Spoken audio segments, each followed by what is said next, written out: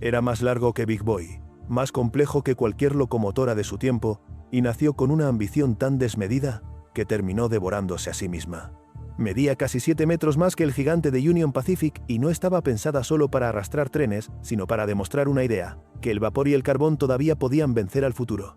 Lo que nadie imaginó es que esa misma idea sería la causa de su autodestrucción. A finales de la década de los 40, el ferrocarril estadounidense estaba en plena transición.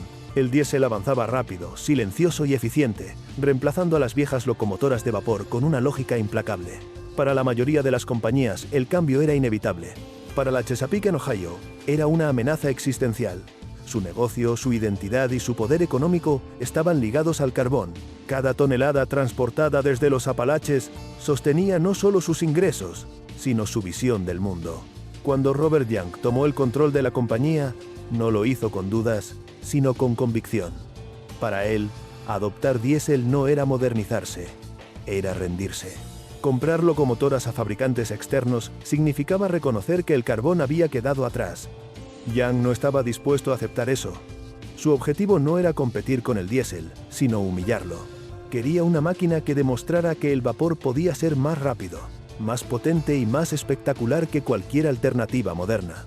Así nació el proyecto de la locomotora que cambiaría todas las reglas. No sería una evolución de diseños anteriores, sino una ruptura total.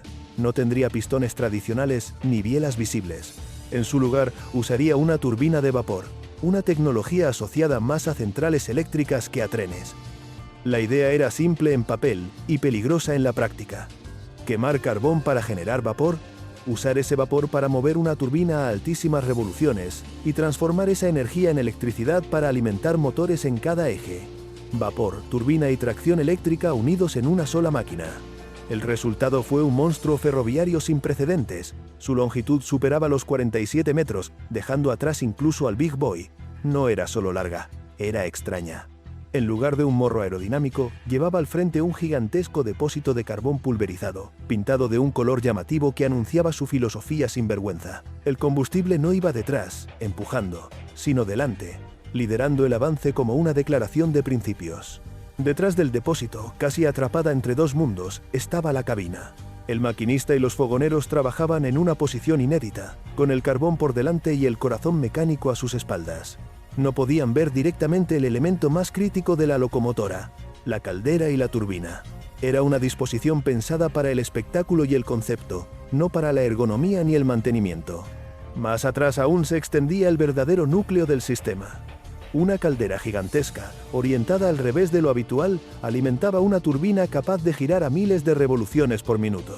Esa turbina no movía ruedas directamente. Movía generadores eléctricos que a su vez enviaban energía a 8 motores de tracción repartidos a lo largo del chasis. Cada eje recibía potencia directa, como en una locomotora diésel eléctrica, pero todo impulsado por vapor de carbón. Sobre el papel las cifras eran deslumbrantes. Potencia suficiente para alcanzar velocidades propias de trenes rápidos, capacidad para arrastrar cargas enormes y una suavidad teórica imposible para el vapor tradicional. Menos piezas móviles visibles, menos golpes mecánicos, menos desgaste aparente. Para la directiva de la Chesapeake en Ohio, esto no era solo una locomotora, era un manifiesto tecnológico. Pero esa complejidad tenía un precio. Cada subsistema dependía del anterior. La turbina necesitaba vapor limpio y constante. Los generadores exigían un entorno casi quirúrgico para funcionar sin fallos. Los motores eléctricos requerían una alimentación estable. Y todo eso debía operar mientras el tren vibraba, se calentaba, se enfriaba y atravesaba miles de kilómetros de vía irregular. El combustible elegido tampoco ayudaba. Para alimentar la caldera se utilizaba carbón pulverizado, reducido a partículas finísimas para lograr una combustión más rápida y potente. Esa finura, que era una ventaja en teoría, se convertiría en un enemigo invisible.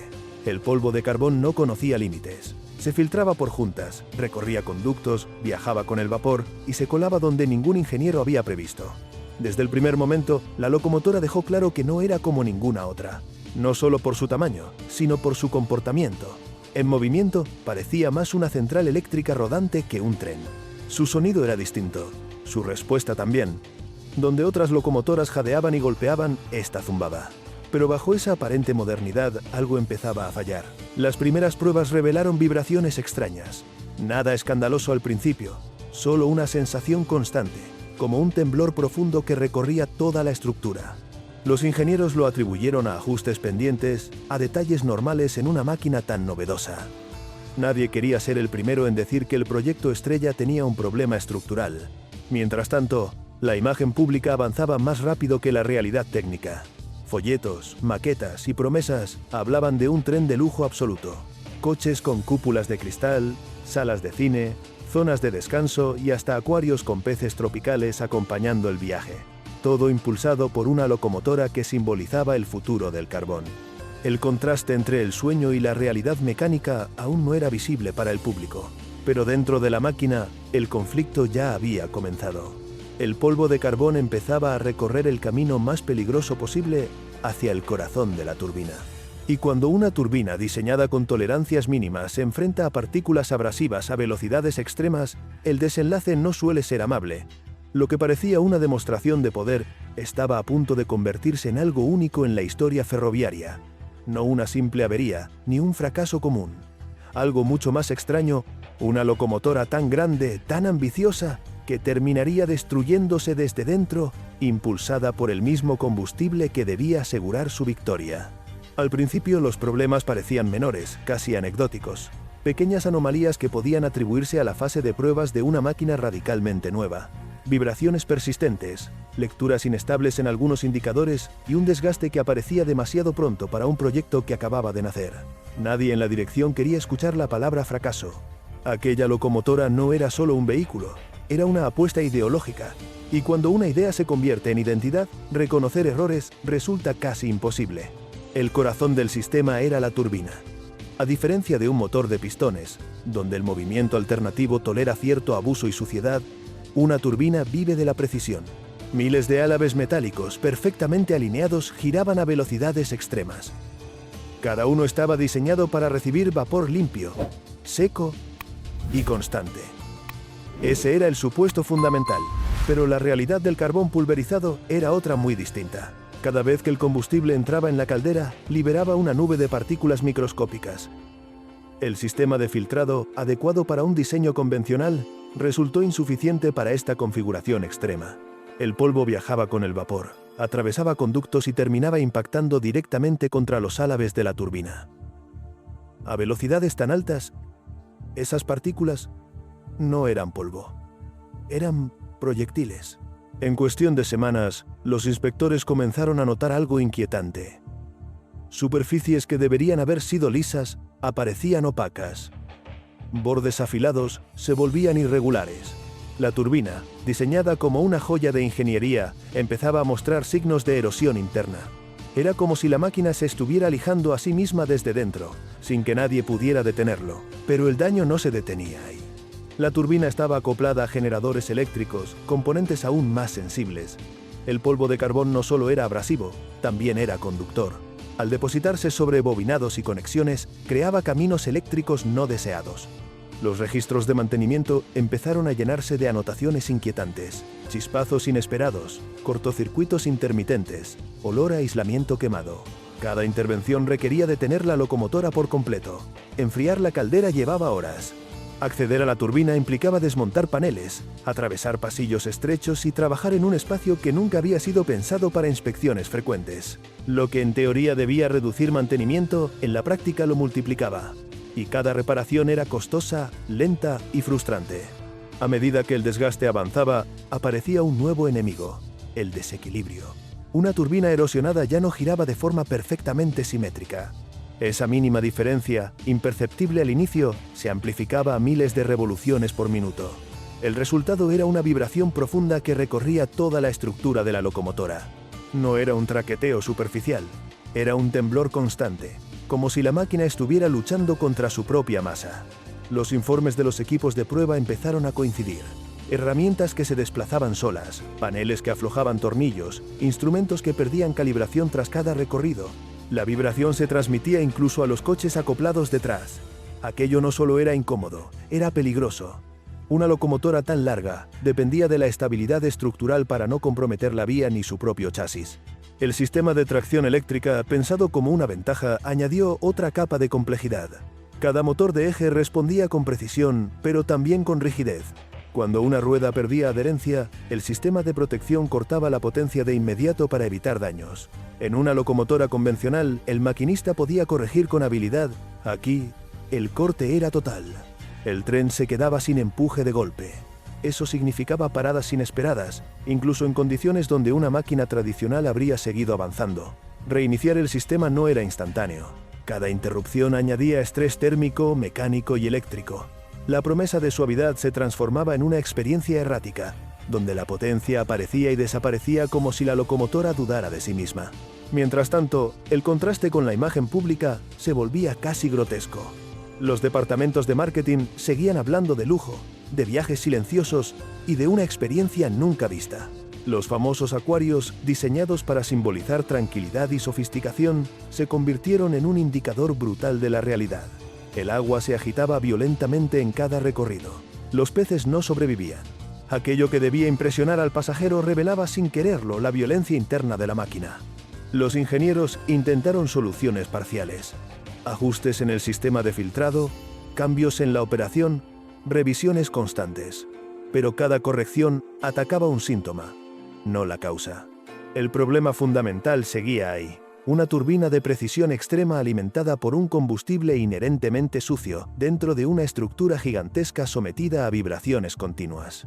Con cada kilómetro recorrido, el desgaste se aceleraba. La locomotora no envejecía como otras. No se deterioraba lentamente, se degradaba de forma exponencial. Cuanto más se usaba, más se dañaba a sí misma. El carbón que debía demostrar su vigencia estaba, literalmente, destruyendo el argumento.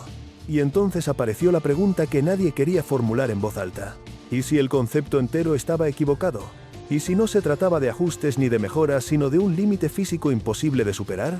Reconocerlo significaba aceptar que la apuesta ideológica había fallado, que el futuro no se podía forzar solo con tamaño, potencia y orgullo. Aún así, el proyecto siguió adelante, arrastrado más por la inercia que por la confianza. Detenerlo era admitir una derrota pública. Continuarlo era prolongar una agonía técnica. La locomotora más larga jamás construida avanzaba. Sí, pero cada giro de su turbina la acercaba un poco más a un desenlace inevitable. Y mientras el polvo de carbón seguía erosionando su interior, la pregunta ya no era si el proyecto funcionaría. La pregunta real era, ¿cuánto tiempo tardaría en colapsar por completo una máquina que, en su intento por demostrarlo todo, había terminado enfrentándose a las leyes más básicas de la física? El punto de inflexión llegó cuando los técnicos dejaron de hablar de fallos aislados y empezaron a hablar de patrones. Ya no se trataba de una turbina dañada o de un generador defectuoso, sino de una cadena de problemas que se alimentaban entre sí.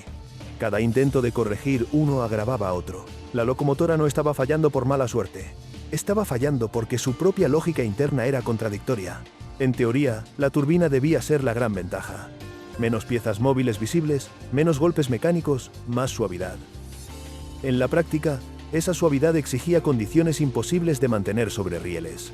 Una central eléctrica puede aislar su turbina, filtrar su vapor y controlar cada variable.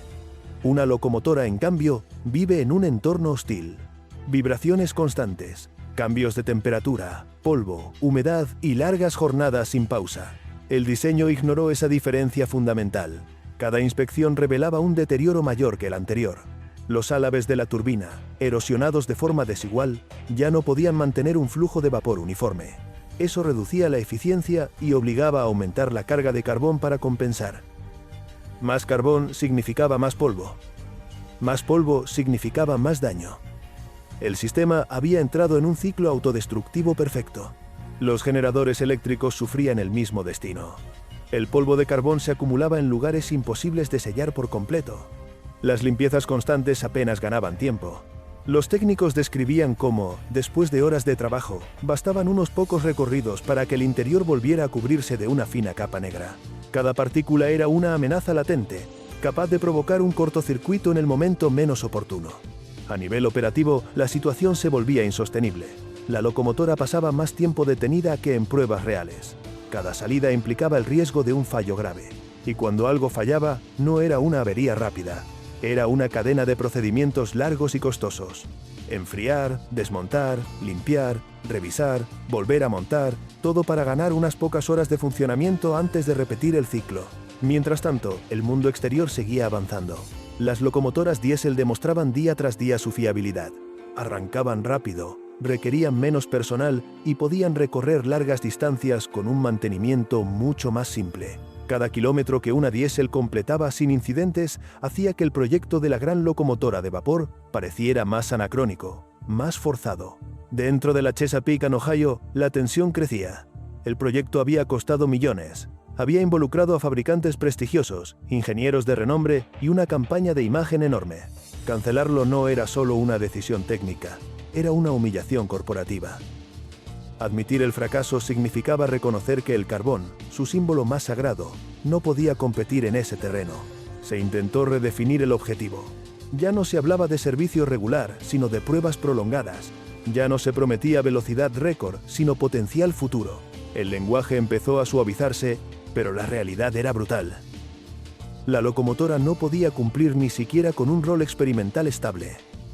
Cada salida añadía más daño estructural, más desgaste interno, más razones para detenerla. La vibración se volvió imposible de ignorar.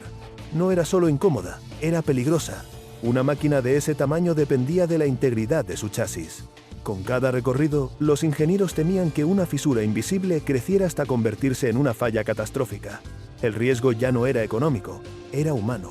Nadie quería ser responsable de un accidente causado por una idea que se negaba a morir. El golpe final no llegó con una explosión ni con un descarrilamiento espectacular. Llegó con algo mucho más silencioso: la decisión de no continuar. Sin anuncios, sin comunicados grandilocuentes, la locomotora fue apartada. Simplemente dejó de salir. Los informes se volvieron más cortos. Las fechas de prueba se aplazaron indefinidamente. El proyecto entró en una especie de limbo administrativo.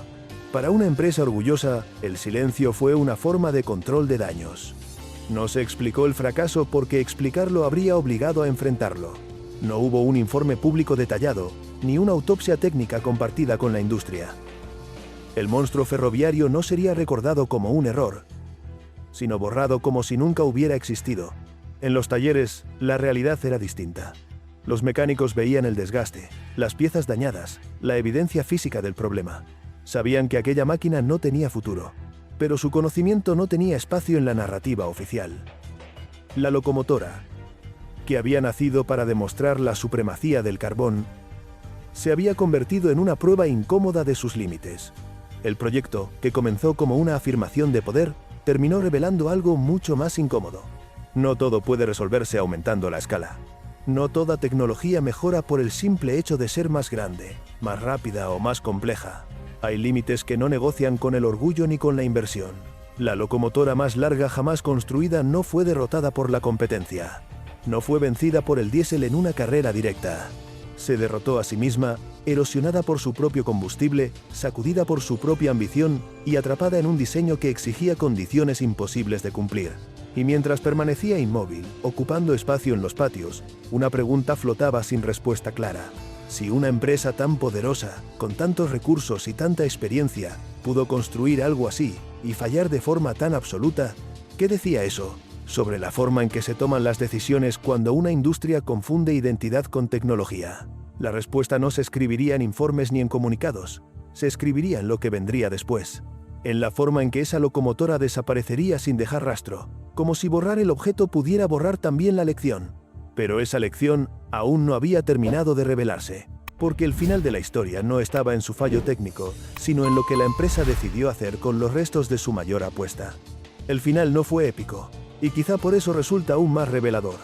No hubo ceremonias, ni despedidas, ni intentos de salvar una parte de la máquina para la posteridad. La locomotora simplemente pasó de ser un proyecto estratégico a convertirse en un problema incómodo. Ocupaba espacio, acumulaba costos y recordaba, con su sola presencia, una apuesta que había salido mal. En una industria orgullosa, eso era imperdonable. La decisión fue fría y administrativa.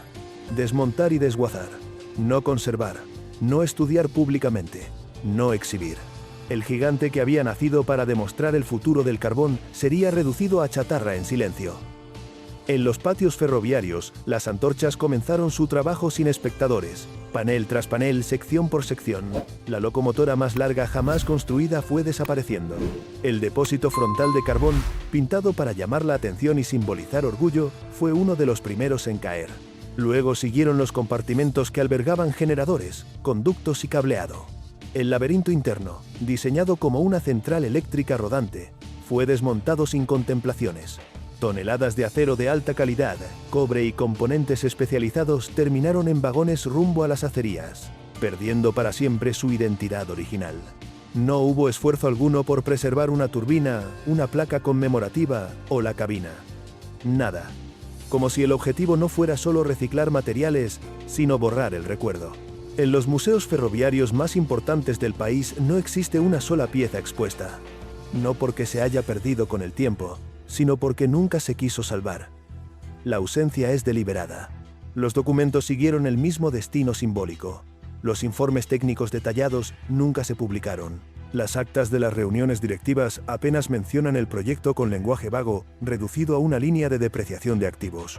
Las comunicaciones entre fabricantes, ingenieros y ejecutivos desaparecieron de los archivos accesibles. No hay un análisis oficial del fracaso. No hay una conclusión pública. Solo silencio. Ese silencio dice mucho más que cualquier informe. Revela una cultura empresarial incapaz de separar la identidad del resultado. Para la Chesapeake and Ohio, admitir que la locomotora había fallado no era solo reconocer un error técnico. Era aceptar que su fe en el carbón como futuro absoluto tenía límites. Y esos límites eran inaceptables para una empresa construida sobre esa convicción. Mientras tanto, el mundo no esperó. El diésel avanzó sin mirar atrás. Más barato de operar, más predecible, más fácil de mantener. No necesitaba justificar ideologías ni símbolos, simplemente funcionaba. En pocos años, el vapor desapareció de la mayoría de las líneas principales. La transición fue rápida, casi brutal. Y en ese nuevo paisaje, no había lugar para una locomotora experimental que representaba una batalla ya perdida. Lo irónico es que desde el punto de vista histórico, el proyecto tenía un valor enorme. Era un experimento extremo, una exploración de los límites del vapor y de la integración entre sistemas térmicos y eléctricos. En otro contexto, habría sido estudiado, documentado y recordado como un paso necesario, aunque fallido. Pero aquí, el fracaso tocaba una fibra demasiado sensible. Así, la locomotora que se tragó su propio motor no murió por una explosión ni por un accidente. Murió por vergüenza institucional. Fue más fácil destruir el objeto que enfrentar lo que representaba. Más fácil hacer desaparecer el acero que admitir que la ambición había superado a la realidad física. Hoy, su historia sobrevive solo en fragmentos. Fotografías aisladas. Menciones en documentos secundarios. Recuerdos dispersos de trabajadores que la vieron vibrar, fallar y finalmente desaparecer. No hay una pieza central que contarle al público qué ocurrió. No hay un artefacto que obligue a hacer preguntas. Solo un hueco en el relato ferroviario estadounidense. Y ese hueco es quizás lo más importante, porque recuerda que el progreso no es una línea recta, ni una competencia de tamaños.